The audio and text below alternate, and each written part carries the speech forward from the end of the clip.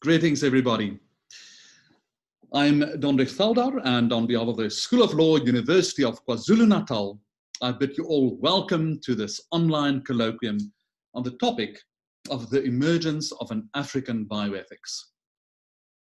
I would like to thank our partner, the Genetics and Bioethics Network of the International Association of Bioethics, for their wonderful support in organizing this colloquium. We are privileged to have a panel of 5 illustrious speakers. During the first half of today's colloquium, our panel of speakers will share their insights with us. During the second half of the colloquium, we will be inviting comments and questions from all participants. We are recording this colloquium and we will make it available on our website. Just as a matter of protocol, may I please ask everybody to keep their microphones on mute. Now, to open this colloquium, I would like to introduce Professor Pierre Effa. Professor Effa has a long history of involvement in bioethics and championing bioethics, especially here on the African continent. Professor Effa is currently the president of the Pan-African Congress of Ethics and Bioethics.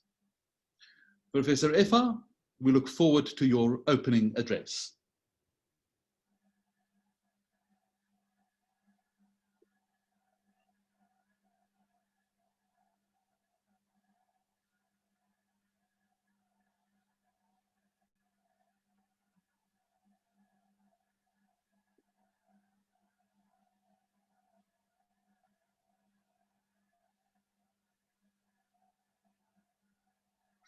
I think, Professor Effa, if you can just unmute yourself. All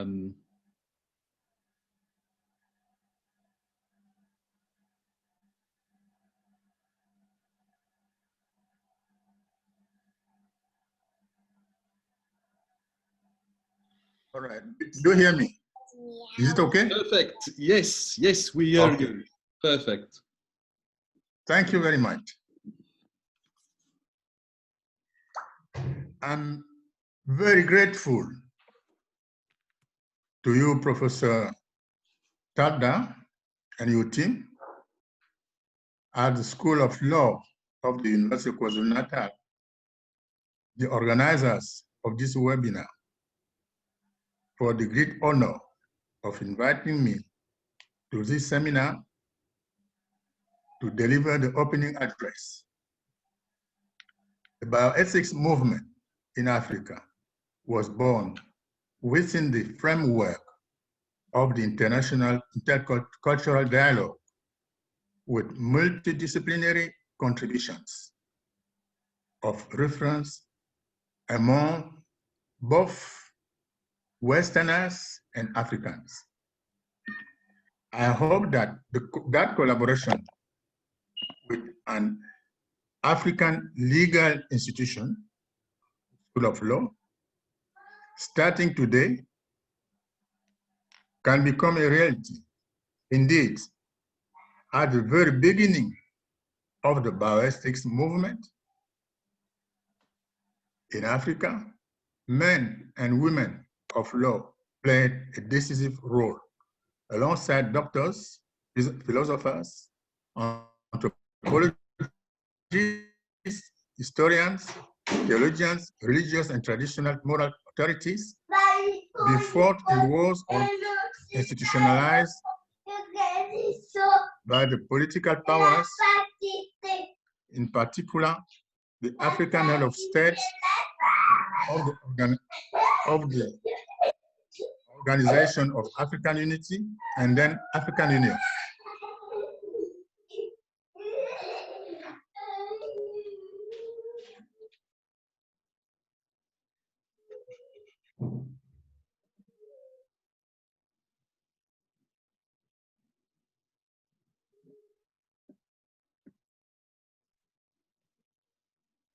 I will mention here the contribution of Mohamed Betawi from Algeria, then President of the International Court of Justice in The Hague. Keba Mbaye, then President of the Supreme Court of Senegal, and Madame Marie-Madeleine Moranso, President of the Constitutional Court of Gabon. These high-ranking legal personalities were also among the very first members of the International Bioethics Committee of UNESCO, created in 1993.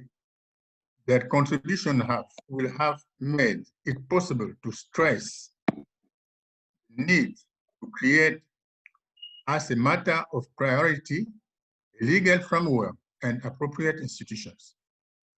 Doctors insisted on establishing the same standards in the practice of biomedical ethics research in Africa as in the West, and above all, to prohibit the holding in Africa clinical and pharmaceutical trials that would not take place elsewhere or would start with African populations. Philosophers, historians, and anthropologists, especially traditional and religious moral authorities, demanded reflection on life and its protection according to the African conception in relation to the African Renaissance. The personalities of reference here are the Jesuit Angel Benvin from Cameroon, historian and philosopher, and also philosopher and anthropologist Honora Agesti from Benin. I propose a text for my scientific communication for your publication. Allow me to give you a brief overview of it during the remaining time of my speech here. Above all, I'm going to present to you the African paradigm of bioethics.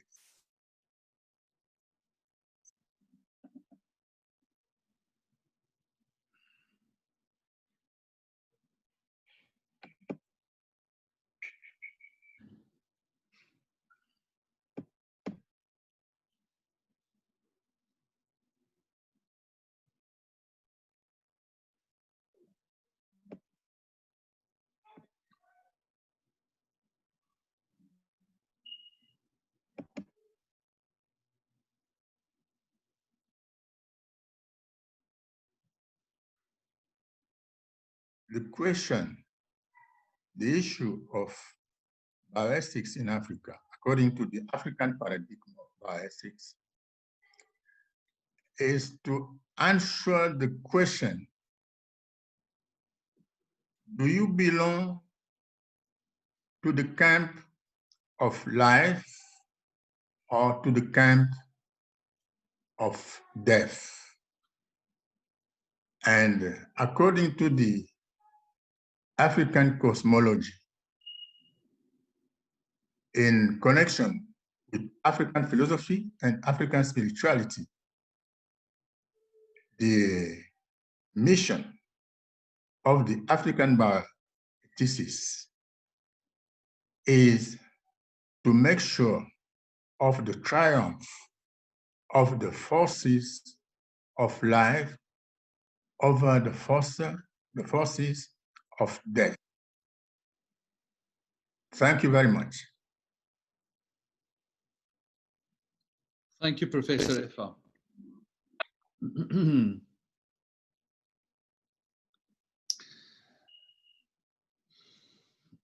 Our next speaker is Professor Thaddeus Metz. Professor Metz is the head of the Department of Philosophy at the University of Pretoria and a renowned scholar of Ubuntu. Professor Metz keeps himself busy with the deep questions in philosophy. One of the most thought-provoking books that I have ever read was his book on the meaning of life. Today, Professor Metz will present his views on an Afro-communal bioethics. Thank you, Professor Metz. Thank you for the introduction.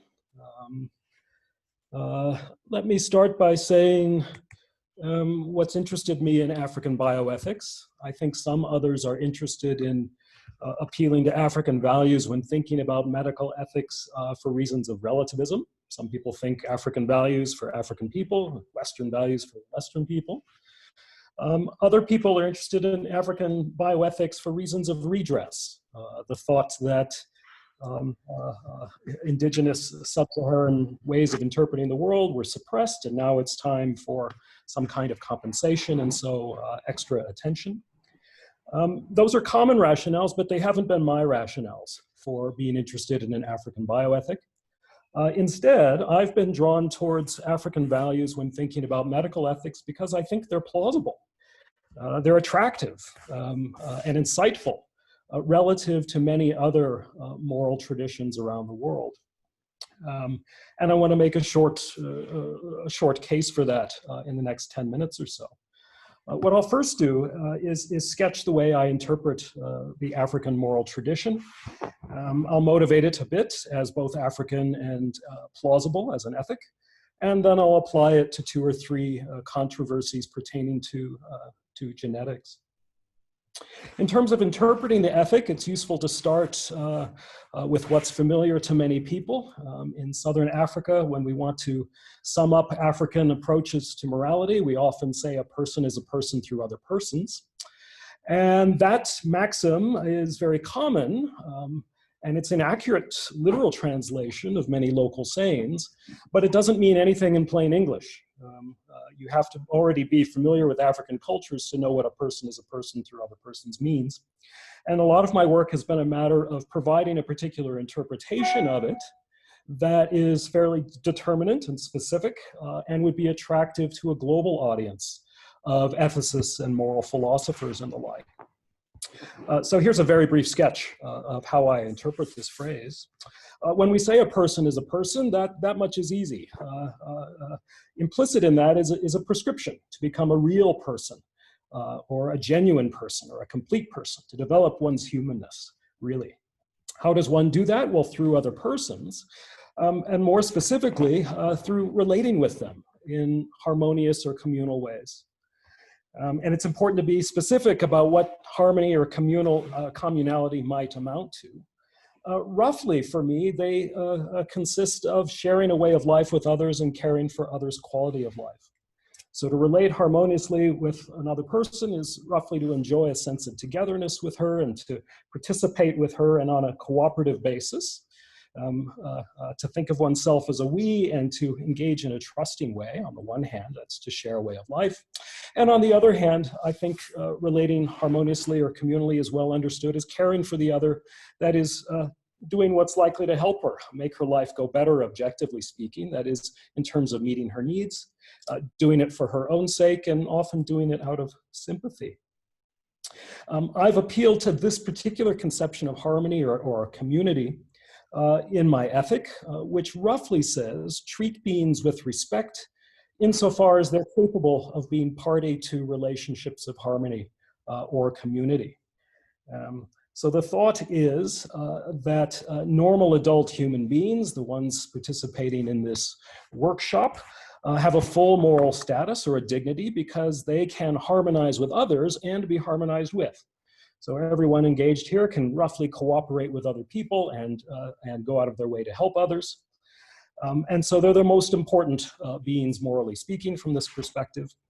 There are other beings in the world, though, that can't cooperate or help can't cooperate with or help us, but we can with them. So my cat is on the couch here. He can't go out of his way to advance my goals or meet my needs, but I can do those things for him. And so by this ethic, he's got a partial moral status. He matters for his own sake. On the other hand, there are other beings in the world that can't harmonize as subjects or as objects. And good examples are rocks and plants.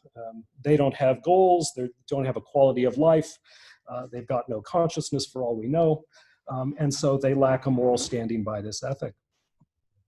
I think a principle telling us to treat beings as important insofar as they can relate harmoniously or communally is attractive philosophically and also has pretty good African credentials. So I think if you look at a lot of what's intuitively attractive about indigenous sub-Saharan cultures, for example, the focus on consensus in decision-making, the drive for reconciliation after wrongdoing, the approach to collective labor when undertaking harvesting or building. I think all these things are well understood as motivated by an interest in harmonious or communal relationships. They're all ways of forging a sense of togetherness, cooperating, helping one another, and doing so for one another's sake. And in my work, I try to suggest that this appeal to this particular conception of harmony or communality makes good sense of a lot of the African tradition. But I want to turn now to plausibility. Why should we take this way of understanding morality seriously? Here are three quick reasons in the context of bioethics. Number one, I think it gives us an attractive account of animal moral status. So for Kantians, it's very difficult to ascribe animals any moral status since they lack personhood or autonomy or rationality. In contrast, utilitarians tend to go to the opposite extreme and think that animals have a full moral status comparable to us because we and animals are both capable of pleasure and pain or capable of preference, satisfaction, or dissatisfaction. In contrast, I think the right thing to say about animals is that they matter for their own sake, but they just don't matter as much as we do. And in case of a forced trade-off, if we have to choose between the life of my cat or my life, I would hope you'd pick me. That would be the morally right thing to do. And this bioethic gives us a good account of why that is. I'm capable of relating harmoniously as a subject, whereas my cat is not. Second thing going for this ethic, I think, is its ability to capture norms of informed consent. So for the Kantian, we need to respect informed consent because of respect for autonomy. The utilitarian will say if we undertake medical research or a treatment on a person without her informed consent, she's less likely to participate with us, and so less likely to continue in the study or take her medicine. In contrast, the African bioethic I've expounded gives us a third and also plausible account of why informed consent is so important. And from this perspective, it would be that if we don't obtain informed consent, we're flouting a norm of sharing a way of life with others. Right? We don't enjoy a sense of togetherness with others, and we're not cooperating with them if we trick them into taking some medicine or threaten them to do so. So we get a different relational understanding of the importance of informed consent that I think is prima facie plausible. And here's a third reason to take the ethics seriously is I think it gives us an attractive account of the obligations of medical practitioners. So it's a widespread intuition that if you've got a long-standing patient, that patient has some priority relative to some other patient that isn't yours, but you could help to an equal or somewhat larger degree. The Kantian will say, well, that you, medical practitioner, you must have promised to help your existing patient, your longstanding patient. The utilitarian will say, well, if you dump your longstanding patient in favor of the new patient, you're not going to know as much about the new patient and you won't be as efficient in treating her. But in contrast, from an African perspective, we can say that once you've related communally with somebody, once you've shared a way of life with someone and cared about her quality of life to an intense degree or for a long time, you have an extra obligation to continue that relationship and to enrich it.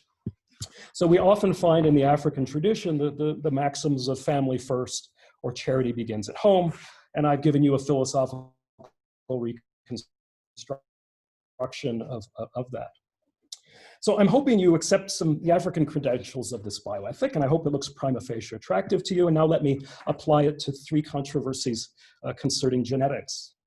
The first one I want to think about is research on human embryos. So it's possible to genetically edit embryos. We can tinker with embryos and risk or even foresee their death. And it's quite a matter of some controversy of whether this is permissible. I don't have a conclusive answer to the question of whether it's right or wrong, but what I can say is that in light of the ethic of harmony, if manipulating human embryos is wrong, It's not wrong because of how that embryo is treated. There has to be some other explanation of the wrongness if it's going to be wrong. Why wouldn't it wrong the human embryo? Well, by my account, it lacks a moral status, right? It can't harmonize with us. It doesn't have any consciousness, so far as we know. And we can't also harmonize with it. It doesn't have any goals that we could further. We can't enjoy a sense of togetherness with an embryo. It doesn't have a quality of life that we can improve or reduce. We can't sympathize with it because it doesn't have any feelings, for all we know. And so by this ethic, it lacks a moral status, and so that if we risk killing it, we don't wrong it. But again, I leave open the possibility that there would be some other wrong that might be committed. Here's a second case to think about in the light of the Afro-communal ethic, and that's one of disclosure. So imagine a medical researcher does some, looks at the genes of a nuclear family, a father, a mother, and a child, and discovers that the child is not biologically related to the father, where the father doesn't know. But let us suppose in this thought experiment that mom does know and just refuses to tell the father. What do you do as somebody who now has this sensitive information? Again, I don't have a complete, firm answer to that question. I think a lot depends on the details. But what I can say is that this ethic of harmony directs us to look at the nature of the relationships between the man and the woman, and that if we were to disclose the information to the man, if we were to tell him, look, you're not the biological father of this child, I don't think we would be wronging the woman. Why not? Well, because of that principle, family first. Once you've been engaged in a communal or harmonious relationship for some time, you incur extra duties to go out of your way to enrich those ties. And supposing the man and the woman have been together for a while, she owes it to tell him about his status. If she hasn't done so, then she's failed in her duty to him. And if we were then to disclose the information to him, it might be wrong, all things considered. We might be wronging the child, threatening the child in some way, and disrupting the family. But we wouldn't be doing her an injustice, which I think is a revealing point. Usually when we think about this kind of dilemma, we think of, on the one hand, a right to individual privacy, and on the other hand, a public interest, a kind of abstract greater good. And this ethic of relationship would have us look at the relationships involved with the people in coming to a decision. Here's a third case to think about. Third implication of the Afro-communal bioethic, and that concerns genetic enhancements. So someday we might be able to tinker with genes to make people more intelligent and taller and more beautiful. And again, I'm not here to give you a conclusive answer to whether such things are right or wrong, but rather to highlight a moral controversy about this kind of project. That hasn't been discussed, but that I think should be discussed intuitively, and that the relational ethic of harmony or community draws our attention to. If some people were to be enhanced, and not everyone, right? If some people were much more intelligent, much taller, much more beautiful than others, then it would be harder for there to be relationships of harmony and community in society. Right? It'd be harder to enjoy a sense of togetherness, to think of ourselves as a we, and even it would be harder to cooperate and help one another. So it's well known that if you become rich financially, if you acquire lots of money, you will tend to become more selfish and less empathetic and less inclined to identify with others who are not rich. The evidence on that is pretty good over the past 5 or 10 years. And what I'm suggesting is something similar would probably apply to those who become biologically rich, right? Even if they don't have lots of money. If they've got other talents and abilities that lots of other people lack, there's going to be a differential, that kind of difference in status and standing and ability is going to prevent people from coming together in a way that an ethic of harmony would prescribe. So I think my time is up.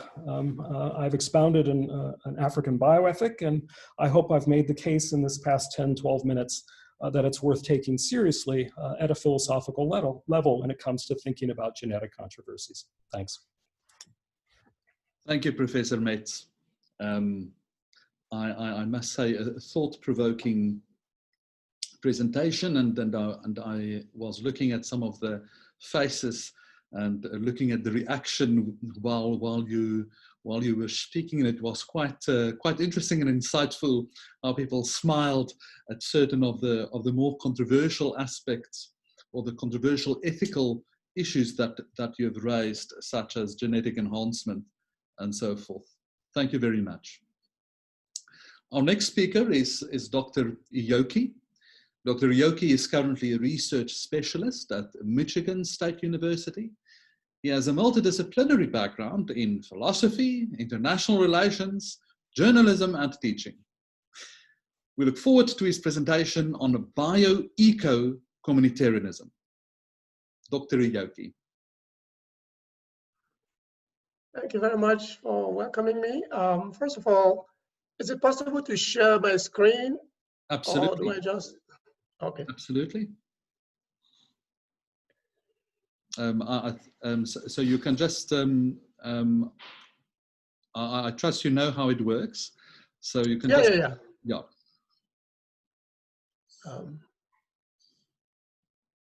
Can you see it? Yes. Good.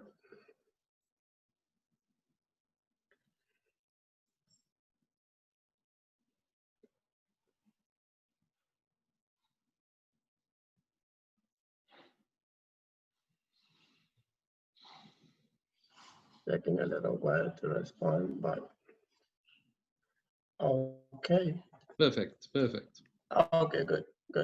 So, yes, one general remark before I continue with this presentation is that bioethics, or bioeco-communalism or bioeco-communitarianism, which from now on I'm going to refer to as BEC. As you can see, it's a long word, so let's just go with BEC, okay? It's meant to address the overall issues within bioethics in Africa. But in this presentation, I'll be focusing mostly on the research ethics part of bioethics. Hence, I'm going to first talk about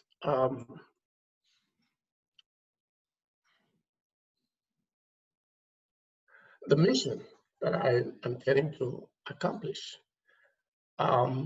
So it is primarily to correct the inadequacies of research ethics. That way we would be able to build a suitable structure for practice in Africa. So rather than do away with the mainstream principles that we are all familiar with, BEC actually calls for careful adoption and adaptation of those principles, in other words, indigenizing them into the African context. It's a way to create a homegrown formula that speaks to local cultural needs of continental Africa. We can't stress enough the need for research ethics principles to reflect the local character of the African cultural climate. The point being that BEC is proposed here as a guiding construct that integrates standard research ethics principles with multicultural principles. So international best practices are made to conform or fit within the African character and communitarian mantra. So I talk about the point of departure, and by this I mean where the idea that I'm proposing differs from the mainstream that you're familiar with. We're all familiar with the Belmont report, for example, and its underlying emphasis on, for example, respect for autonomy and respect for persons, which of course is very important. We recall the abuses of Nuremberg and Tuskegee and several others. But the Belmont report, for example, is an orientation or set of frameworks that is largely Western construction. I'm not saying anything new, and influenced by the likes of Kant's deontology, Emerson's transcendentalism, J.S. Mill and Bentham's utilitarianism, to name just these three examples. But we are also aware that its individualistic tendencies make it not very suitable in communalist settings, such as what we have in Africa. And I can give one example of two authors who jointly made a statement that you're seeing here, to the fact that there has always been an undercurrent of resistance to the individualistic, autonomy-driven mainstream orientation within bioethics. So in effect, to continue to apply this individualistic approach is like disregarding cultural and national circumstances and imposing Western values on distant communities and cultures in a place like Africa. And that amounts to cultural overreach, which is why some critics think that resolving research ethics issues in Africa using Western ideas is a form of ethical imperialism, or yet another neocolonialism.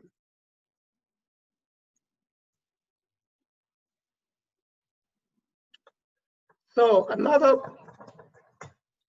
to extend this point of departure that I'm talking about, I'm making an attempt to amend that autonomy-based practice and introduce a more encompassing communalist model, which in my view is more culturally appropriate to the African setting. So when it comes to applying research ethics, especially in non-Western environments, such as Africa, the perfect metaphor is to uproot what we normally know, hybridize, and then replant in order to make it suitable to what we need in Africa. It's a way to acknowledge and integrate African philosophical and cultural perspective as a counterweight to the Western tendency to privilege individualism over communalism, much of what Professor Metz was just talking about in clinical research.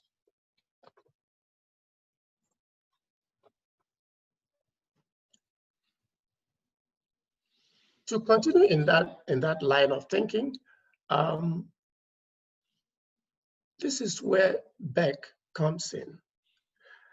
And the understanding of Beck, or if I have to say, it is construed as a social construct in African philosophy that describes the immersion in and inseparability of the individual, which we all know in our understanding of the definition of the individual in African context or philosophy as a life force from his or her environment and community, giving rise to Beck.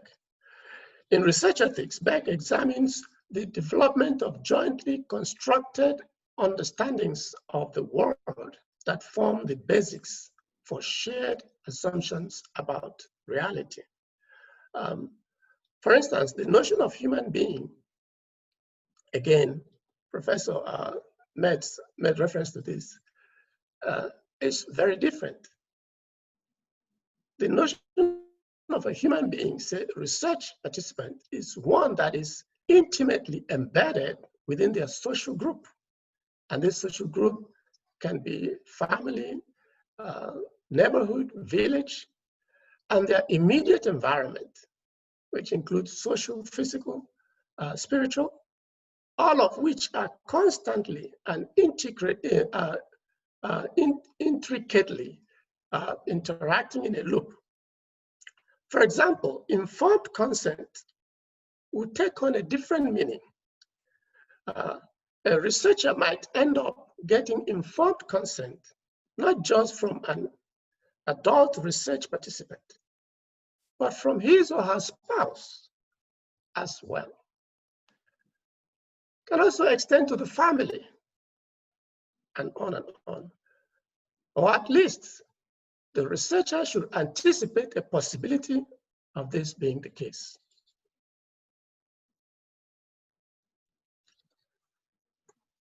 So to further on with the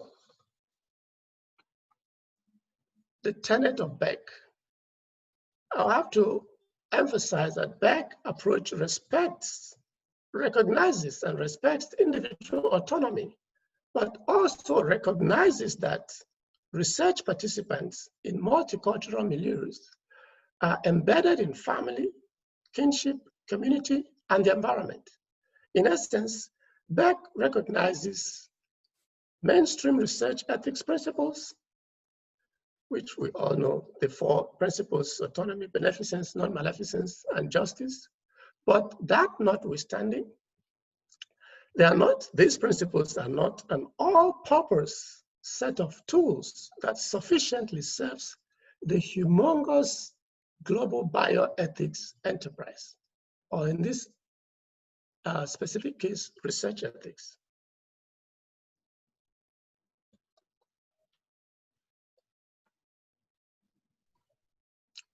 The proposal that I'm putting forward here requires extra level or layer of knowledge and competencies in aspects of relevant subject areas like African philosophy, African studies, African religion, African languages or linguistics generally, sociology, history, you name them. Research ethicists should also be able to collaborate across relevant disciplines like biology, nursing, public health. And by the way, let me make a plug here, if I may, that some of these points that I've raised here, I've discussed in my 2018 book, Clinical Trials and the African Person.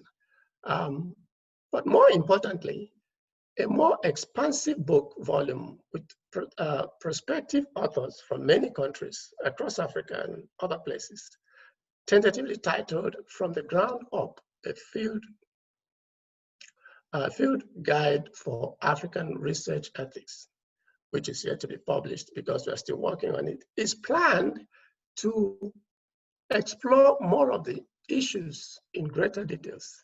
And I have to also mention that Professor Metz is one of the prospective authors. And I'm sure that there are other prospective authors that are participating in this discussion today. So on that note, let me make my conclusion that we have work cut out for us. When I say we, I mean African bioethicists. And that is the challenge to formulate an appropriate blueprint for research ethics practice in Africa. The communitarian approach, which by the way, aligns well with the goals of public health, has become a force to be reckoned with. A careful delineation and recalibration of this understanding should be a teaching moment for researchers, clinicians, bioethicists, students, academics, and so on, as they confront multicultural perspectives in health research. It is an established fact that the freedom of the individual should never trump the common good or the public interest. For too long, individualism has weighed disproportionately, as you can see in this illustration, and drives much of bioethics today. My hope is that Beck, as a tool among many tools, is primed to balance the playing field somewhat with multicultural approach.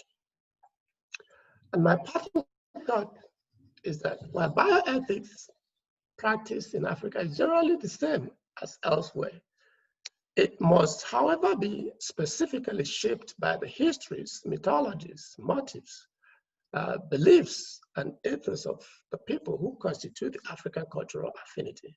And that's my last word. Thank you for listening. Thank you. Thank you very much. Thank you, Dr. Ryoki, and we are definitely looking forward to your book. We will be watching the news to see when your book appears. I apologize for my voice. Was almost sounding like Anthony Fauci. No, not at all. Thank you.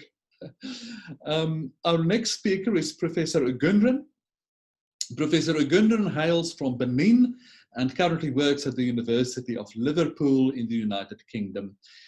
He does research in epidemiology, internal medicine, neurology, and of course, bioethics. His paper will pose the question, is there perhaps a generational gap when it comes to an African bioethics?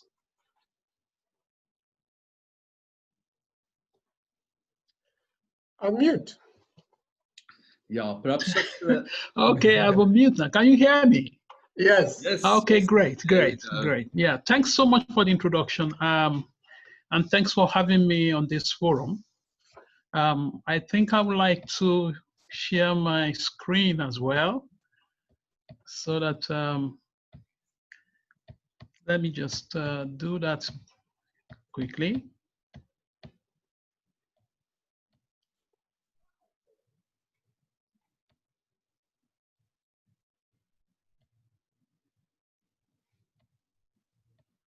Right, can you see that? Not yet. Not yet. Not yet.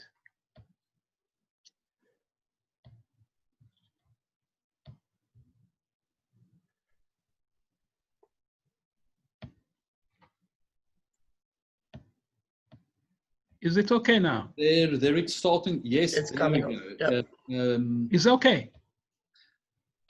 Yes, I think it's perfect. Yeah. Perfect. Okay, that's right. Yeah, so I will just be sharing with us today our experience with a qualitative research conducted in one of the African countries. And what we found, it was an unexpected finding, what we call incidental finding. And it's really something I think we, as African bioethicists, we need to focus on. So just a brief outline of what I'll do. The introduction will be very brief because the other speakers have touched on it. Then I will give a summary of this study, give a brief discussion, talk about the concept of generations and social capital theory as it applies to this finding, and give some of the implications, especially regarding genomic research in Africa. Yeah. So we've heard a lot about African communitarianism, and there is a lot of literature coming up now talking about consent for research participation in sub-Saharan Africa. And if you're privileged to have gone through some of this literature, the influence of communalism, which centered on the values of solidarity, altruism, and collective benefits, have been so much highlighted, and also the significance of community gatekeepers. So when we set out to do this study, which is a fairly large study, it's a study that was looking at the facilitators of and the barriers to consenting to donate biospecimens for genomic research in indigenous sub-Saharan African communities. So our hypothesis, what we thought was that the prospective research participants were likely to agree to participate in genomic research based on communitarian values. Such values like solidarity, altruism, communal benefits. So we designed a qualitative study. The methodological design was adapted from grounded theory. And for those who are qualitative researchers, you are familiar with this. And we used the constant comparative method of data analysis. And this was aided by Atlas TI. Our research stakeholders, we concentrated on research stakeholders, which include the research scientists, prospective research participants from the community, And of course, we also include the gatekeepers, the community rulers and the opinion leaders. And while we're on the field, and during the process of interviewing our research participants, one of them alluded to the fact that the community health workers are very important when it comes to engaging the community in genomic research. So we had to include the community health workers in our study. So basically the study entailed obtaining data by key informant interviews and focus group discussion. So just to give a quick rundown of what we found, we conducted focus group discussions, 15 focus group discussions comprising 50 prospective research participants, and we organized the research participants by age and sex. We grouped them to adults and youths. And the adults, again, were subcategorized into males and females. We did all that because we wanted to ensure that we're able to delve into the impact of gender and the impact of gender inequality, especially in African setting, where you have the voices of the females not being heard in families by virtue of the fact that the males are supposed to be the head of the homes, the family heads. And then we also consider the youths because we noticed that in previous studies, oftentimes when focus group discussions have been done, the youths are not particularly focused. You know, they tend to be grouped together, and then people just subcategorize participants into males and females. And when we discuss with the youths, we also subcategorize them into males and females. Towards the end of the study, we had to set up a mixed group of youth and adults because of our findings, so that we can get our data to be saturated, theoretical saturation.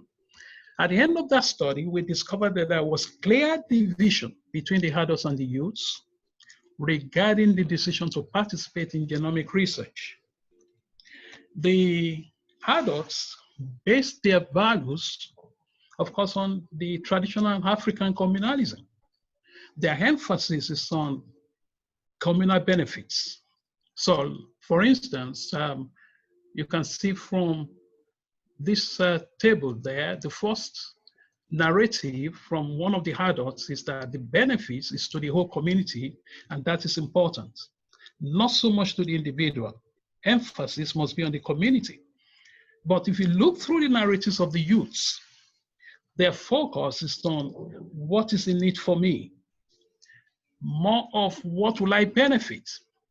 It's not that the youth did not recognize the place of the community leadership, but they felt that when it comes to participating in genomic research, they will agree to participate because of the benefit that will first come to them. And some of the youth also mentioned that once they know it's going to benefit them, then they will get their family members informed. They will also inform their neighbors. But their decision is not going to be tied to what the community leaders are saying. This was a very clear division that we found. So this slide is just showing us the word cloud for the adult participants. I mean, we subject the narratives of the adults to Atlas TI, and you can see there very clearly, right in the middle of it is community. So the adults are more focused on the communal values. We will participate as long as the community is going to benefit. Don't worry about myself. As an individual, that doesn't really matter. It's what the community says. And meanwhile, when we look at the word cloud for the youth participants, we discover that what they're interested in is their personal benefits. However, around the personal will, you have the family, the parents. So they are not completely neglecting their close relations, but they emphasize the fact their decision is not based on communal values. So the summary can be put in these two statements. The adults base their decision to participate on altruism, furthering the common good, while the youth based their decision on personal benefits and preferences, but they also took into account the views and the welfare of their family members and neighbors. We try to explain this and contextualize it within the model of relative solidarity among the youths, which is different from the typical solidarity model that is found in African communitarianism. We've published this already in the journal indicated there. But what I want to highlight in my short discussion today is that of the concept of generational shifts. We look at the narratives of the adult discussants, and we're able to come up with this social networking, which seems to typify the adult participants in our study. We discovered that the adult community member tends to interact, either bidirectional interaction or unidirectional interaction with community leadership. Some of them are family heads. They interact with other family heads. They interact with the local health centers, religious leaders, and their social groups. Whereas the social networking for the youths was slightly different. The youths talk more of their family members, interacting with their family members. The interaction with the community leadership is unidirectional. It's not bidirectional. This diagram you're seeing is based on our data. Their interaction also with the circle of friends appear to be unidirectional. With religious leaders appear to be unidirectional. But we find a number of them talking about obtaining information from the internet, from social media. They prefer to go onto the social media or go onto the internet to get information on what genomic research is, what are the benefits, for them to have a better understanding of what it is before they go on to give their consent to participate in genomic research. I mean, that introduces a different concept to what we used to think about the African people in terms of what should be the ethos upon which informed consent should be based. So I will briefly now explain generational shift and social capital theory. Now, the social networking, which I've just talked about, can be contextualized within the framework of social capital theory. Now, for those who are familiar with this, they're based on technological advancements and influences. Generations from 1940s has been divided into 4. We have the baby boomers, Generation X, Generation Y, and Generation Z, which is the millennium from 2000 to the present age. Now, the Generation XY has been described as the people born between 1965 and 2000. And these individuals are increasingly relying on personal tech devices, such as mobile phones, to define themselves.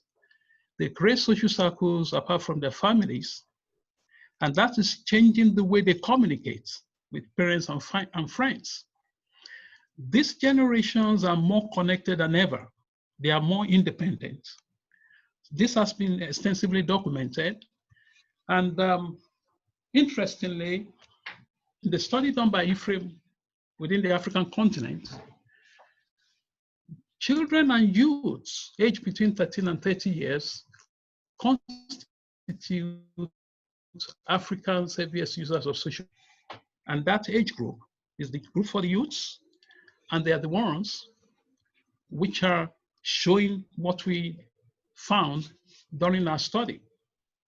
This age group constitutes the Generation Y. They are usually the people born between 1978 and 1989, and they've been characterized as self-expressive, group-oriented, global and technology dependent.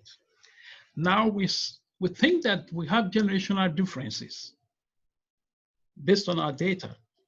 And in previous studies, which has not looked at genomic research though, the generational differences based on technical development, expansion and influences have been described by several. It's been described as a gap and is causing value conflict with the adult world. The influence of this generational gap has not been previously described in relation to genomic research participation in Africa. I think this might be a shift from the Afrocentric communalism towards a Western ethos, which is completely different from what we expect in Africa. And it has ethical implications as regards informed consent, for instance. When we need to get informed consent from research participants, it may become necessary, maybe for instance, during town hall meetings, in order to avoid conflict between the different groups within the community, to listen to the different age groups, get to know what their values are, and see how such values can be incorporated so that conflict in terms of consent process can be avoided. And the same thing will apply to community engagement process. If we need to engage the community in genomic research, which is a very sensitive research, then this generational gap or generational shift will need to be considered, and also with compensation in research. I mean, an adult who chooses to participate in genomic research would not probably agree to maybe obtaining anything from the scientist or from the research team, as opposed to a youth who feel that, well, for me, it is what I need to gain from it. And if that is not available, I'm not going to participate in it. So it will appear that we are having a sort of a transition from the Afrocentric ethics characterized by communalism, full solidarity, into a mixed value system where we are seeing a combination of African and Western ethics, where we're seeing people who are beginning to imbibe the values of liberal individualism, and also not letting go of the communal values that they have learned, which was what we describe as a relative solidarity, and which some people have tried to explain as relative autonomy. But relative solidarity and relative autonomy are not exactly the same thing. And of course, at the other extreme is a situation where we are going to get into the imported Western ethics, where we will have really import Western ethics into our life system, and we'll start practicing liberal individualism. So are we going through a transition? That's the question. Or is it that the communal values we have in African ethics is gradually being eroded? So in conclusion, we have a challenge here that foreign values often advocate principles that clearly, we know this, cannot capture the core aspects of African values, just like the last speaker said, because it will make it appear too Western. This situation, of course, can cause tension and create conflicts in African conception of ethics. In the era of genomics, we need to consider the views and perceptions of the younger generations on African bioethics and seeks to incorporate our tradition. If we choose not to do this, then we might be seeing a transition where the younger generations will gradually drift to imbibe the Western bioethics. So proving the existence of African bioethics in our changing world, where science and research keep evolving, I do not think that's enough. As African bioethicists, we need to define within the context of the current scientific innovations what African bioethics is and make it relevant and applicable to our communities. So this is a finding which was which we observed when we did our research within the West African subcontinent. So we're thinking of extending this to other parts of Africa. So there is a protocol that's being developed at the moment, which is be a multi-center research, looking at this concept of generational shift. And I'll be happy to welcome people on this forum who want to participate in this type of research. You can actually contact me and I'll send the protocol around and then we can take this forward. Thank you so much for listening. Wonderful. Yeah, this has been very thought-provoking. Thank you very much. Thank you very, very much, Professor Gundren. I can refer everybody to the chats. There I see Mr. Shorzy shared the link to your article in +1. And I see that there are other interesting comments as well already coming through. For instance, Professor Moodley commented or asked whether African communal values differ between urban and rural populations. That's another variable. Apart from generation, there can also be an urban-rural divide. So there's definitely wonderful research that we can do from an empirical perspective to inform us with bioethics going forward. Thank you very much, Professor Gundren. Now it's over to our last speaker, Dr. Mavis Machirori. Dr. Machirori is a research associate with the Policy, Ethics and Life Sciences Research Center at Newcastle University. She's involved in a number of interesting research projects on identity, genomics and health. And her paper will answer the question, what is the possibility of an Afro-Western synthesis in bioethics? Dr. Machirori, over to you. Thank you. And I'm also going to share my screen. So just give me a moment and I'll do that. It always takes longer than you think it's going to be. Okay, so I'm assuming you can see the slides. Yes, it's good. All right, thank you. So it's been really interesting listening to the previous talks because actually I think some of the concepts that have been discussed will seep into my talk. And my disclosure is I'm not a bioethicist, but I do have a very strong sociological interest in genomics research and community research. So I use this perspective to think about what we might be thinking of when we talk about African bioethics and actually whether there's a space that is missing in these conversations.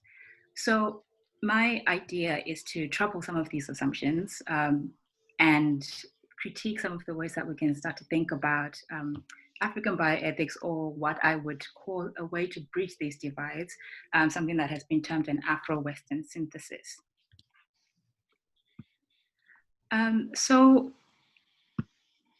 the United Declaration on Bioethics and Human Rights talks about bioethics as something that includes medical ethical issues, but also has its originality in the fact that it entails reflection on societal changes and on global balances brought about by scientific and technological developments. On their website, they highlight that a number of scientific practices have extended beyond national borders. And I think this is really important to think about when we think of what an African bioethics might be. Because there is also obviously the need now to promote this emergence of shared values. And this is something, as we've noticed, is of international debate. So we've already been given a historical perspective on some of the issues in bioethics. So when you look at the literature, some of the conversation talks about bioethics as premised on individualism and disregards many minority groups, including women. It's based on Western philosophical thought, which was American and post-Enlightenment. And over time, you can see the emergence of different bioethics, for example, feminist bioethics, which asks questions about the female form and gender questions, with interaction with medicines, asks about education and disability rights. So when we think about philosophical thought, it's actually then not something that's new in Africa as the continent, and has its own history that is based in religion, but also continues to evolve. It's premised on specific ideas of who a person is, and a previous speaker has already touched on this. And sometimes these ideas of personhood are backed by law, and this is something that is very prominent in Western philosophy. But the idea even of Western philosophy assumes that Western bioethics and philosophy is singular and similar across all European countries, but this is something that we're starting to see might not always be the case. So I wonder if there are actually similarities or differences with other worldviews when you talk about solidarity, care for community and others. And what is it that we actually want to achieve when you talk about African bioethics? Is it a critique of Western thought? Is it a critique of institutions meant to enforce bioethics? What exactly are we talking about? So to figure out some of the answers to these questions, which I think are pertinent to genomics research, we have to take a step back. And like I said, I bring really a social critique to this. So bioethics, in my mind, has concerns which include social issues as well as obviously the legal aspects about being human and human identity. So I have to ask, well, what is human? We hear different philosophical approaches such as humanism, transhumanism, posthumanism, all these different ways of trying to describe the person in relation or not in relation to their environment. We have to think about relationship to others, the environment, economy, and animals. And in the turn of big data and technology, we also have to include gadgets and technologies. And we've heard from Professor Gunrin that actually in their study, younger people had relationships to social media. And I think we start to see, this turn of technological data and governance within the definitions of human. And by kind of defining the modern human as somebody who actually has this interaction with technology, I don't mean modern by the sense of industrialization, but more in terms of time period. So the ethical concerns that we have include what is moral for a person to be or do, but actually we haven't defined what a person is and what qualities they have. I think sometimes these issues in African bioethics assume certain qualities, but where do these come from? Are they universal, or are they found in an individual or in a geographical location? And I ask these questions because figuring out what defines an African person actually helps us define from whom an African bioethics might apply. If we talk about African identity, as I said, is it tied to a place? Is it tied to a person? Who or what one feels connected to? Is it a birthright that is defined and can be taken away? If being African then is an identity that's tied to a place, is there a singular African identity that covers the entire continent? The geographical boundaries within Africa today are very different to how they would have been experienced and demarcated many years ago. And yet when we talk about an African bioethics, we seem to assume that there is a singular way of being African, both sort of on the continent as a whole, disrespecting some of these new geographical boundaries within Africa.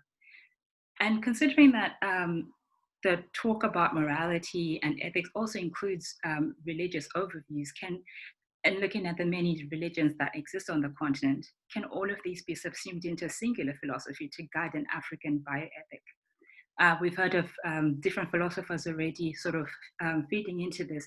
And I think when it comes to genetics discussion, this is really important because genetic data tends to be familial. It gives us information about other people who are related to us. And the familiarity of genomics research means that insights from Black people, for example, in the UK, might actually raise claims about kinfolk on the continent. So a bioethics should aim to, so at the moment, research aims to diversify genomics research aims to diversify knowledge by bringing in people who are minorities in the UK and the US, and the diaspora doesn't have this representation in terms of bioethics, there's at the moment just a group of people who apparently have a lot of information to contribute. But then when we look at how people don't take part in research, actually, we've started to see that maybe the reasons, let's say, Black people in the UK or in the USA don't participate that much in research is because there's something about the practices in those countries that don't quite fit with the way that they see themselves as citizens or members of public in that community. We constantly hear that Africa contains the largest diversity in genetic makeup, but also when we think back to big data and connectivity, it means that there's an increased ability to link and create new information about ourselves. So when we think again back to the question of, well, what is it that makes a human? What is it that makes a person African? If information coming from Black people or diaspora people in Western countries, if that information gives extra insights to people who haven't participated, but by right share some kind of heritage, how far into the past will the knowledge be familiar and give insights on people on the continent, for instance? And we can see this with some of the tribes in the USA, indigenous tribes who have rules about participation in genomic research that tend to cover how you can approach tribal communities and what kind of research you can do. But actually, there's a gap in these ways of approaching tribes because actually people who live in urban areas tend to be missed out. So although indigenous populations are trying to protect their communities, there's still sort of this extra space of indigenous tribes who live in urban populations who don't tend to be covered by some of these rules. And thinking of technology, we're increasingly connected, as we've heard from the previous speaker. How many of us here have Facebook or use Google? Considering that these companies are venturing into health and genomics research, are they going to change their practices to suit the way that we think research should be conducted on the continent? Or are we going to have to find a way to interact with them in ways that, link with some kind of value of what being African is? So I argue that some of the reasons that we need the bioethics is that bioethics should not be divisive, but should take account the different dimensions of humanity and personhood and identity that make a moral person and acknowledges the increasing connectedness that we find ourselves in the world. And for this, I offer this idea of a hybrid bioethics versus a Western African dichotomy. A hybrid bioethics for me is reflexive and will be driven by a social critique of the world and social reality. It will enable a conversation between representatives of different African identities and communities on the continent in relation to those in the diaspora, so that there's an oversight of flexible approaches that protects both those on the continent and those who claim kinship with it who may not live on the continent. A hybrid bioethics, I think, will critique and disrupt assumptions in both Western and African philosophies, but also critique practices of injustice and inequality. And these two, just injustice and inequality, I think are the aims of bioethical practice. So we need to figure out ways of tapping into the resilience of those who navigate these different worlds so that we don't other them as kin, othering them as diaspora in the UK and USA, othering them as people who are not on the African continent.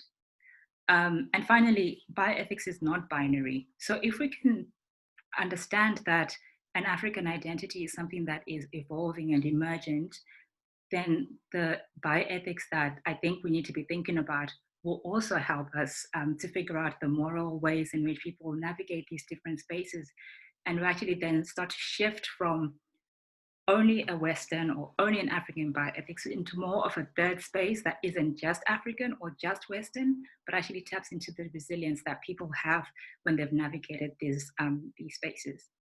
Thank you. Thank you very much, Dr. Maccheroni. I think those are very important points. The fact that bioethics or African bioethics is not a monolithic thing, and also that one shouldn't just think in binary terms. Thank you very much. It's now the second part of our colloquium where the floor is open for comments and questions from all our participants. This part of the colloquium will be hosted by my colleague, Dr. Freddie Mnyongani. Thank you, Professor Thauda. Good afternoon, ladies and gentlemen. Once again, thank you very much for joining us in this virtual space in order to discuss this very important topic of African bioethics. Now, to just start us off, I'm quite aware, ladies and gentlemen, that from 2 o'clock, we've been frantically taking notes, dying to comment or ask questions from our different speakers. Perhaps to just begin, let me just take us back to the 8th of May, 1996 in South Africa. At the time, the then Deputy President of the Republic of South Africa, Mr. Thabo Mbeki, gave a very important speech that continues to echo even up to today. And I just want to start with the opening lines, and I quote. He said, "On an occasion such as this, we should perhaps start from the beginning." So, let me begin. I am an African, end of quote. But now, for the interesting part for me about our gathering today, I'm not too sure in relation to African bioethics where the beginning is. I have been monitoring the chat forum to realize that even some of the basic concepts that I thought were already acceptable are still contested. So what is very clear to me is that the whole concept of bioethics is contested, right? And we heard from Professor Effa that we need to gradually build the African movement, which is why I'm asking, we need to start from the beginning as we build that movement. But what is that beginning? And then Professor Metz took us through the whole concept of Afro-communitarianism. And then we moved to Dr. Iyoke, who took us through what he called the BEC, the bioeco-communitarianism. And then Professor Ogurin took us through a very complicated maze of generational gaps, trying to locate the different generations. So in my mind, what was emerging was this jigsaw puzzle. Now my question was, how do we put it together so that it can make sense as this, what we call African bioethics? And lastly, Dr. Machirori took us through what I would consider to be a very ambitious project to say, let us bridge the divide. My question is, if we're bridging this divide, what is on the other side, meaning on the African side? So I'm more interested in your own input, ladies and gentlemen, and your own questions. And I take it that you are all familiar with the Zoom etiquette. So I will observe here and watch hands as they go up so that you can comment or give your own input based on the presentations. I see Ama Kwerewa Edwin has got the hand up. The floor is yours. Thank you very much. I'm Edwin. I'm a physician, clinical psychologist, and bioethicist from Ghana. I want to say thank you to the participants, to the discussants for such an excellent presentation. My question goes to the professor from University of Michigan. I mean, he raised the issue of consent in research ethics and talked about the need for communal, the community overriding individual. I am not clear on that, especially. I know he used it in informed consent in generally, but his presentation focused on research ethics. And I'm struggling to understand how, for participating in research, we doesn't directly benefit the individual. If an individual does not want to participate, how, because the community wants it, that person's rights can be overridden. Secondly, he also talked about spouse giving consent. In my practice as a clinician, I often see men or women asking their husband's input when they have to make decisions regarding something like having tubal ligation or anything regarding them. I've never seen a man going for vasectomy or any procedure wanting the wife's input. So oftentimes when we talk about spouses, in reality, often, and I've been practicing medicine for this is my 27th year, right? In practice, men get to make decisions on their own when it affects them. But when women are making decisions, either as fathers or as husbands, men have that in, and that agency is taken from them. They don't seem to have the same rights in this setting, even when it comes to things. And I can give you instances of women who refused mastectomy, life-saving mastectomy, because their husband denied it. And yet a man will not bring their wife in. So when you're talking about these things, practicing it definitely in the area of clinical ethics and medical ethics can be challenging. So I would want his input on that. Thank you, and over. Thank you very much. Yeah. Professor Ogorin?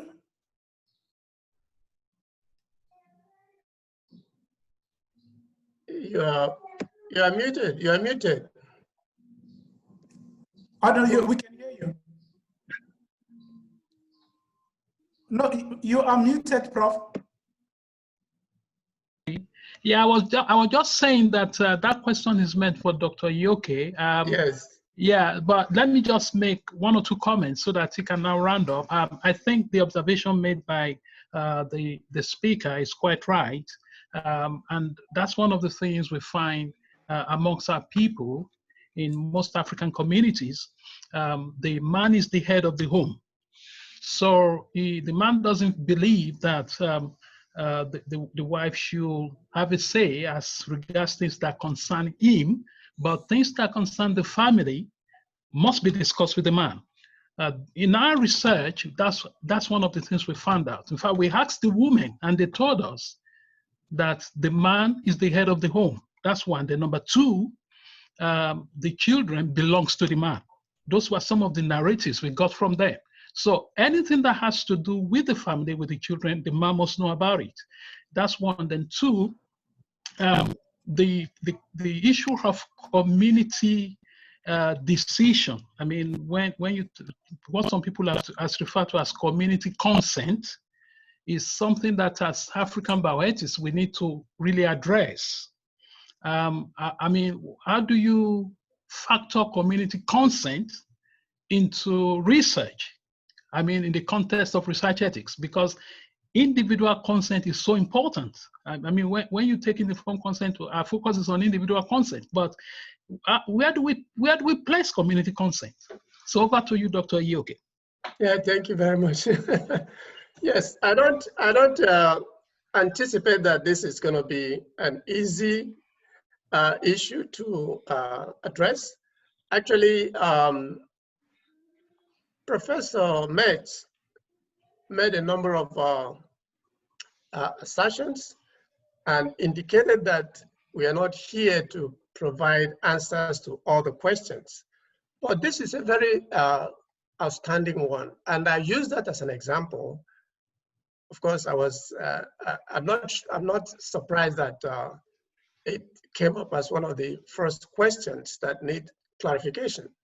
I don't have answers to everything, but I have to say this, that even in my work here in the US, I've observed that in certain communities, not just African communities, Arab American communities, some Asian communities, there are issues whereby, medical issues, when people are trying to participate in a research, or when they are going through some personal medical issues, it might be a very serious one that they find it overwhelming to deal with as an individual.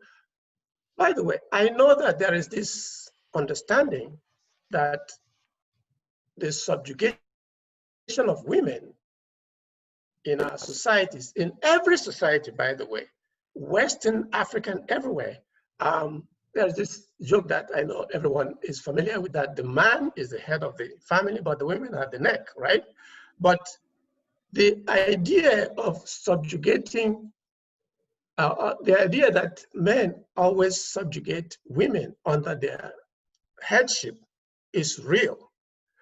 But also, as we have seen in Professor Ogurin's presentation, that there is need to factor in this element of freedom on an individual level.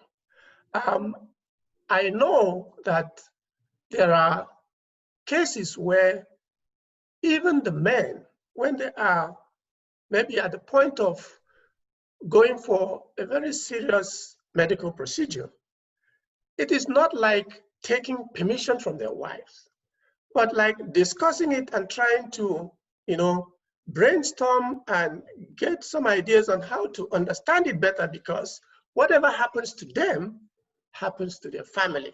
So it is in that perspective that I'm talking about. It's not that I don't recognize the fact that men generally have this overwhelming control, which of course should be checked. But it is important that we bring in this idea that the understanding that whatever happens to the individual happens to the small group that he or she belongs to, and from that small group it expands. So to find a substantive and final solution to how to deal with that, the answer to that is what I don't have.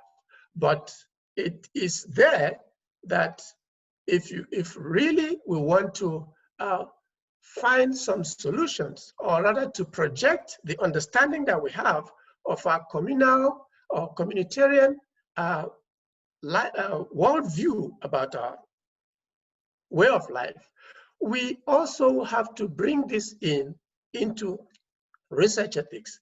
And how to specifically do that, I don't have the complete answer to that. Thank you, Doctor. I see Professor Kimantri has got her hand up. Prof, the platform is yours. Hello. Thank you very much to Dondrik and Freddie for hosting this fabulous webinar. I think we've been waiting a long time to have a discussion like this about African thinking, African philosophy, and I'm also afraid to use those terms because I'm not sure that how accurate are we when we use those terms. Is it acceptable to assume that the continent has a uniform approach? Does it differ in different parts of Africa, different countries in Africa? So that's my first question. And then the second issue is that there is overlap between different philosophical systems in different parts of the world. There's similarity, there's difference. And so sometimes it might just boil down to having a very individualistic approach versus a communal approach. And so I would appreciate some comments from the panel. Thank you, Prof. Any takers from the panel members? Yeah, can I just give my own opinion on that? But before I go on to give my opinion on that, I mean, that's a very important point that's been raised there. But I saw from the chat that people are wondering whether there is an impact from where people stay when it comes to what we observe about the generational gaps and commitment to communal values, whether it is based on urban or rural communities.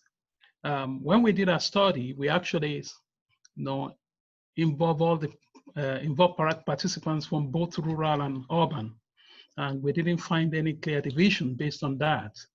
It's very interesting because even the people who are living in the urban communities were making reference to values they imbibed from where they came from, which were mainly rural, because you have migration from rural communities to urban communities. So they held on to that. So there was no clear division based on that. What we found, however, was the impact of level of education which again can be linked to exposure to technological advancements, which we alluded to with the relationship to use of social media. Now, to come to what Professor Modi was talking about in terms of whether African communalism can be said to be something similar to all the African countries. From my personal, this based on my personal opinion, from what I've studied from the literature, I discovered that virtually all African communities have a common origin. There could be some differences based on where people are, but there is a common denominator upon which our ethos are based. Like, for instance, the issue of personhood. Mm-hmm. In South Africa, you talk about Ubuntu. Is it South Africa now, or Southern African region talks about Ubuntu? In West African subcontinent, we use phrases like people is my clothing. What that simply means, in my language, they're saying that my covering is the people.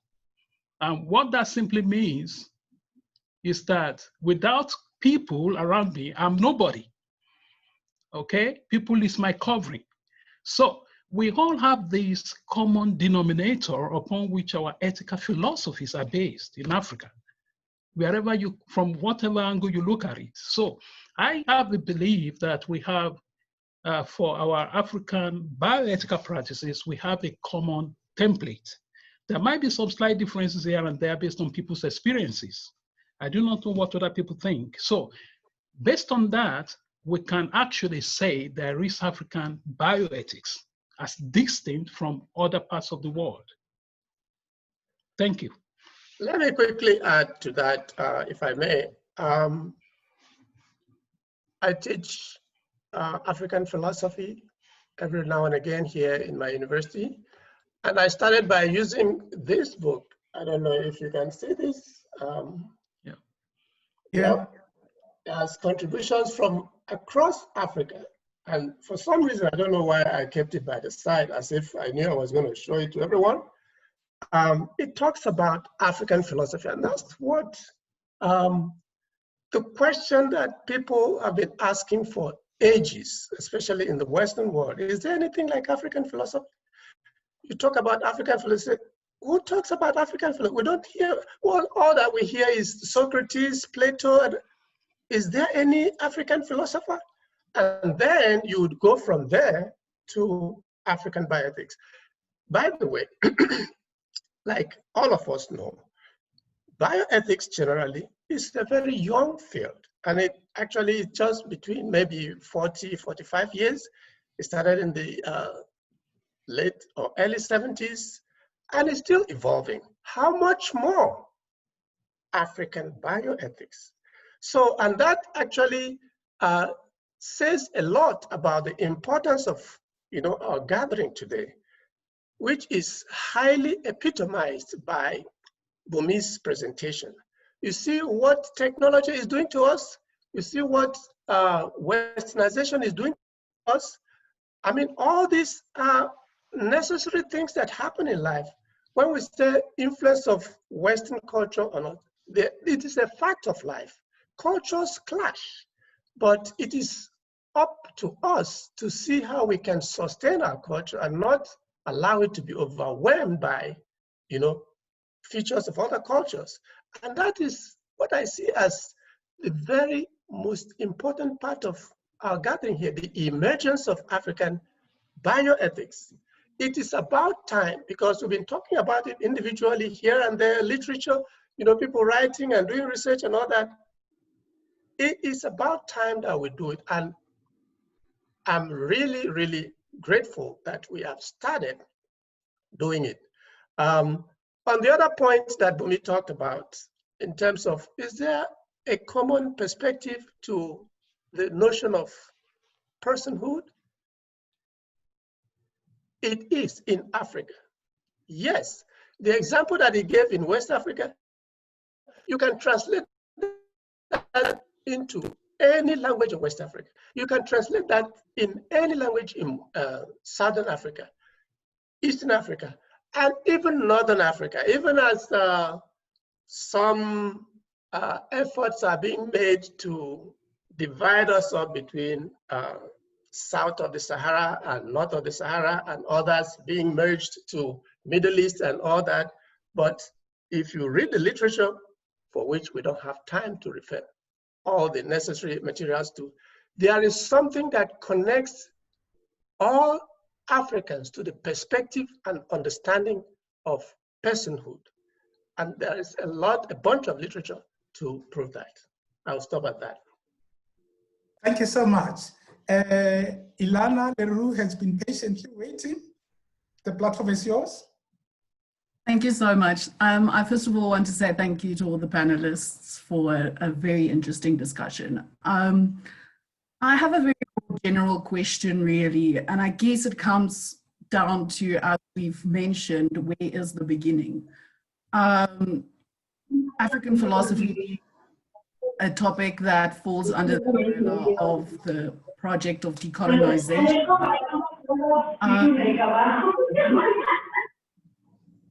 So being that African philosophy falls under the project of decolonization, and decolonization being, to a degree, not undoing what colonialist influence did, but to redress the adverse consequences and to take back what was African before colonial influence, or to reclaim that.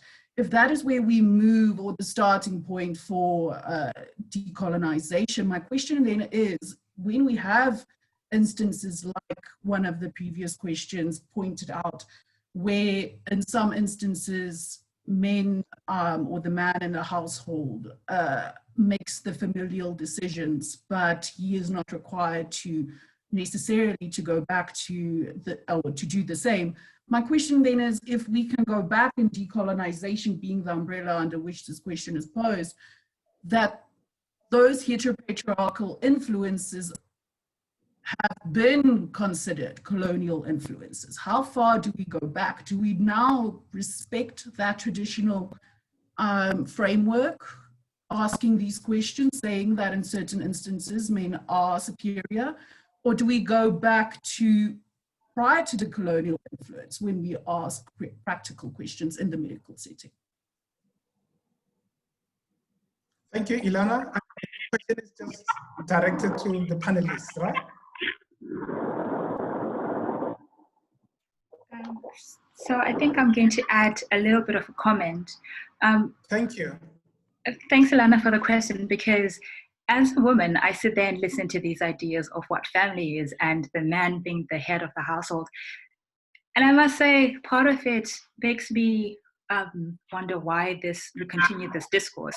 There's something about like morals and ethics that will sort of take us away from the power dynamics and the power imbalances that are inherent in society. And I think uncritically just adopting this idea of an African bioethics without really figuring out, well, what is it about, that bioethics that we're talking about will just compound these ideas that, particular sections of society have more moral obligations to make decisions. And actually, I think a bioethics that, is including perspectives in Africa shouldn't be afraid to accept some of the things that we see as good from Western society, but also not be afraid of criticizing and critiquing some of the bad things that happen within Africa as a continent. And I think starting from the beginning, we'll be trying to figure out, well, what is it that we actually mean? Are we thinking, as some people have mentioned, a perspective or many different perspectives from the continent, or are we trying to individualize and universalize this thing that I actually don't think is necessarily possible, even though it's something that we might want to sort of aim for? Thank you. Can I just add something to that? Yes, Okay. Okay. Yeah. So I think I need to come in here to make a clarification. It will appear that we feel that the African leadership or the African setup does not recognize the place of women. I don't think that is true.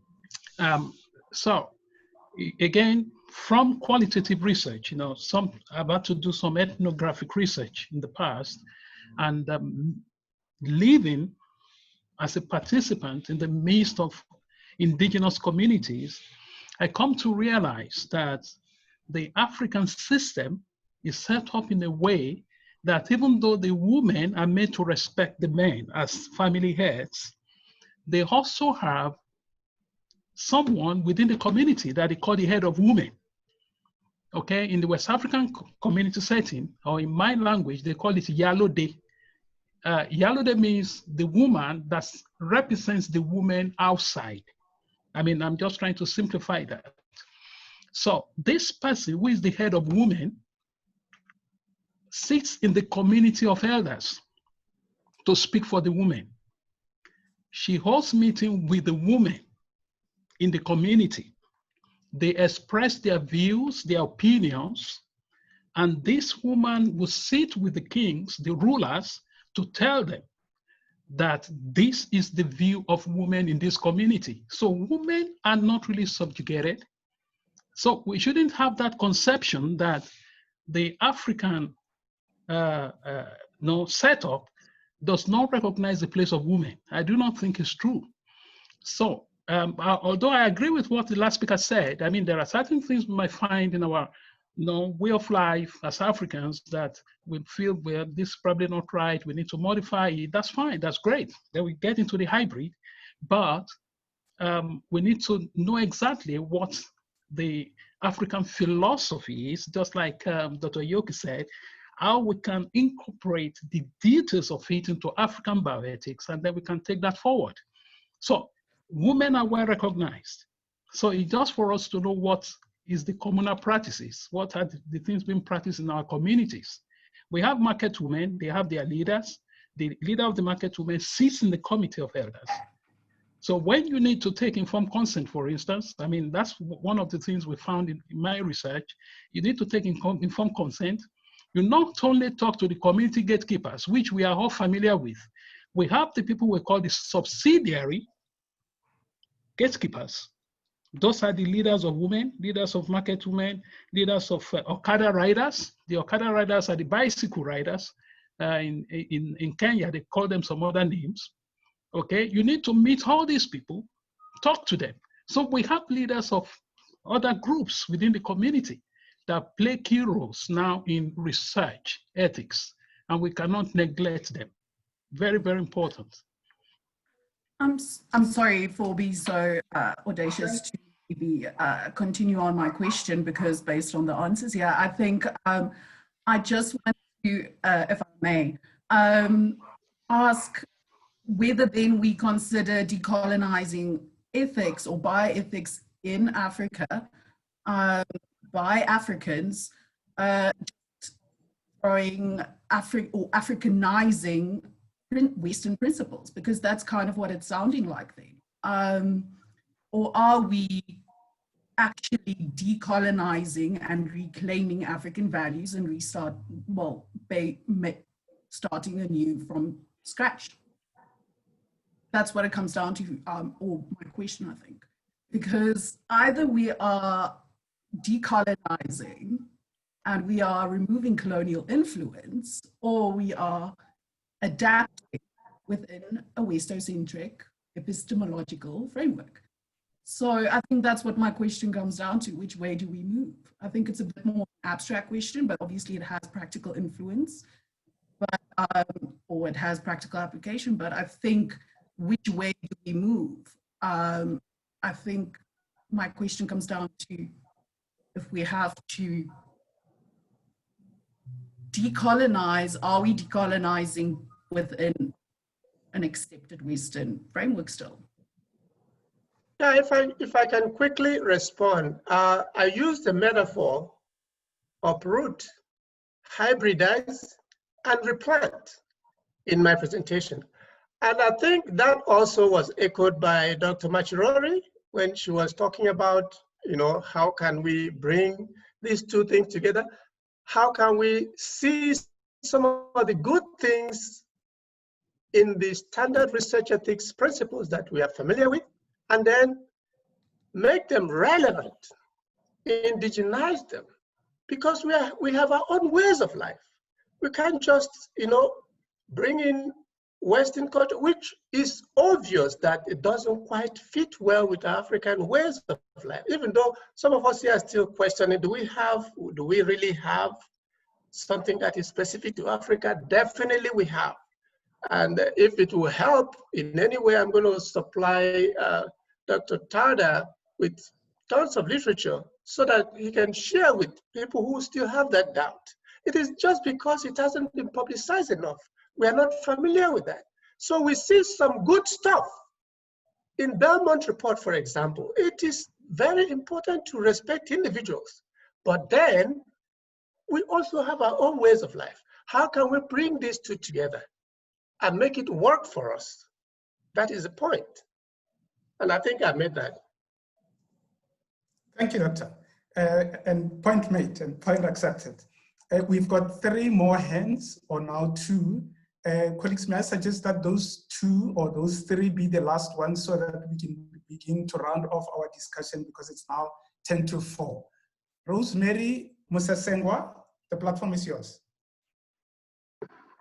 Hello. So I have been listening, to the presentations and the comments, and I often feel like when we talk about an African bioethics, we need to, I think, to go back, to take a step back and think about exactly what it is that we want to address by having an African bioethics. I don't think, Ilana, I don't think it's about decolonization as such. I think it's demystifying ethics. The actual issue, I think, when I look at it from my experience, is that in Africa, we haven't paid much attention to our curriculum, even from a very young age. We don't teach moral reasoning from a young age, even to our undergraduates. I was teaching at the University of Zimbabwe, and at that time, I was teaching clinical ethics, and you could tell that clinicians, they don't have that skill to do moral reasoning, and we've never taught that. But now, currently I'm at Oxford, and I see that they teach moral reasoning right from an early stage at high school level. We ask young people to talk about ethical issues, and they are able to articulate ethical issues. So when it comes to issues of, bioethics or research ethics, when they get to that stage, it's not a new concept. So now I think in Africa, what we are doing now is we're almost like introducing the concept, but it's not really a new concept. And like Professor Ike is saying, some of these things have already been there. Like, the issue of Ubuntu, it's already there, but we don't pay much attention to it. And then when it comes to research, we sort of panic when we get to a regulatory perspective now on the part of research ethics. It's like something that is new or imposed on us. I don't think it is. It's something that we are not teaching. And when someone becomes a researcher, they suddenly become, they have that form they have to fill for the ethics committee. And that's when they start to realize that they have to think critically and do a lot of moral reasoning, which we have never taught in our curriculum in a lot of African programs. So I think it's more about demystifying ethics itself and moral reasoning, and teaching young researchers to think about how to do moral reasoning. So when we get to a stage where we are talking about something higher up, like bioethics, innovation, research ethics, they don't struggle to do moral reasoning, which is something that I think we are lacking. So it's not really about decolonization. To me, it's demystifying ethics, the way we teach ethics.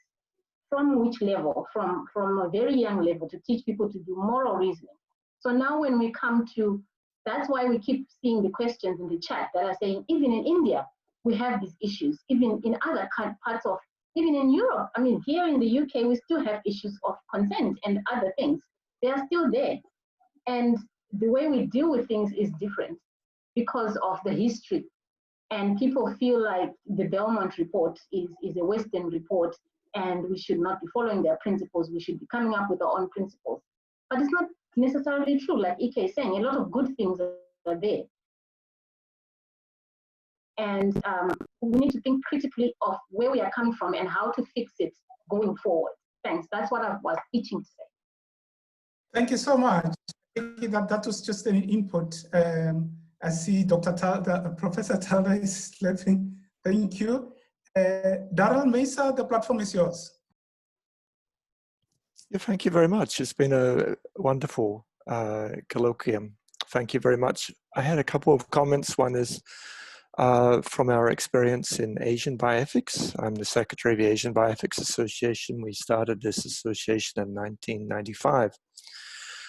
There is no requirement that we have only one view from Asian or African bioethics. In fact, I think it's completely counter to the idea, the identity. We celebrate by diversity. Colonialism was to try to say there's one view, but a decolonial sense of identity is to celebrate our diversity. You might have seen sometimes this television commercial, Malaysia, truly Asia, because of celebrating diversity. That's in very often, common illustration. And I think today we saw, this panel, excellent speakers. Thank you, Doris, and other colleagues for organizing. And I think as we continue the dialogue and discourse, we're trying to uncover our own identity and together what we are. And the celebration of diversity is really something which is why many of us keep on doing bioethics. We never pretend that there's only one. In fact, there are many, many. So I think how we approach different dilemmas may also change with generations, or it may change with particular dominant cultural themes or dominant philosophical views at certain times. But this celebration of getting people together to share their different views is the essence of African bioethics. The same it may be of Asian bioethics, or even Eastern or Western or Northern or Southern bioethics. So thank you to all the speakers. A really excellent job. Thank you very much, Dara. Yeah, the discussions have been very interesting. And ladies and gentlemen, I do not want to waste a lot of your time. I would like to thank Professor Effa. I would like to thank Professor Metz, and thank Dr. Yoki and Professor Ogorin and Dr. Machirori for their wonderful presentations. And of course, ladies and gentlemen, I would like to thank you for having stayed with us for the past almost 2 hours, and for your contributions throughout the whole deliberations and everything that went with it. But in conclusion, I just want to say that perhaps we need to check at the time. What time is it? This is the time of coronavirus. And the one small good thing that have emerged out of this pandemic is that the virus has thrust us into a virtual space. Ordinarily, this colloquium would have been hosted at a particular venue for us to discuss this very interesting and contested thing. But what is very interesting for today, we're having this contested debate in a virtual space that is not owned by anybody. And I find that to be very interesting. And throughout the different presentations, what emerged for me is that the whole idea of bioethics continues to be contested. And I know that Professor Metz spoke about harmony. I'm glad that there was not much of that harmony in our discussion, right? There are areas where we will continue to contest and we might not find each other. But does that mean that there is a crisis? In my view, no. This is how the discipline continues to evolve. And I am happy that we have not as yet found each other at this colloquium. From speaker after speaker after speaker, there were the usual suspects. Are we decolonizing or are we demystifying? There's individualism and there's communalism. where do we find the bridging divide? There's Africanism and there's also Westernism involved. So I do not know where we are right now with regard to this, our topic of today. But perhaps to quote somebody that you will not approve of, ladies and gentlemen, let me quote Aristotle to conclude. Aristotle once said that a person cannot set out to go and look for what they do not know, because when they find it, they will not know that they have found it because they don't know it. And if they miss it, they will also know that they have missed it simply because they do not know it. So at the end of this beautiful colloquium, I'm still asking, what is African bioethics? Over to you. Thank you very much, Dr. Nyongani. And I would like to thank everybody who participated, our wonderful speakers and everybody who participated and attended this colloquium. We've come to the end, so that's the only thing that's left to me is just to conclude and say goodbye. We hope to see you at our next colloquium. Thank you. Bye. Thank you for the opportunity. Take care, everyone. Bye-bye. Thank you. Bye.